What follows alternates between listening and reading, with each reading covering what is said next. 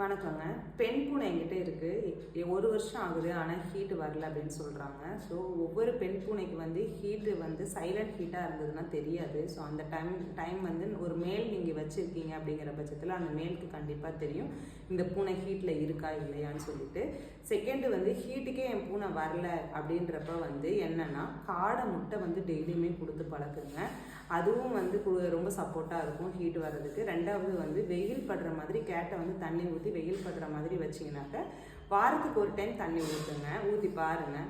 வெயில் நேரத்தில் ஊற்றுங்க. பனிக்காலம் மழைக்காலம் வந்து சுடுதண்ணி வச்சு ஊற்றுங்க. கேட்டை வந்து நல்லா துடைக்கணும். சொன்னமேட்டு தண்ணி ஊற்றிட்டு சரியாக துடைக்கல அப்படின்னா வந்து கண்டிப்பாக வந்து காய்ச்சல் வந்துடும். ஸோ சுடுதண்ணி வச்சு ஊற்றுங்க. வெயில் எதுக்காக வாரத்துக்கு ஒரு தடவை ஊற்றுறோன்னா அப்போ தானே நம்ம வெயில் படுற மாதிரி அந்த கேட்டை வந்து ஒரு ½ நாள் வச்சுருக்கோம். ஸோ அதுக்காக வெயில் படும்போதும் வந்து ஹீட் வர்றதுக்கு வந்து நமக்கு ரொம்ப சப்போர்ட்டாக இருக்கும். நெக்ஸ்ட்டு நல்ல வீடியோவில் பார்க்கலாம். உங்களுக்கு வேறு எதுவும் டவுட்ஸ் இருக்குது அப்படின்னா நீங்கள் வந்து எனக்கு கமெண்ட் பாக்ஸில் கமெண்ட் பண்ணுங்கள். நான் நெக்ஸ்ட்டு அந்த வீடியோவை ரிலீஸ் பண்ணுறேன். Thank you.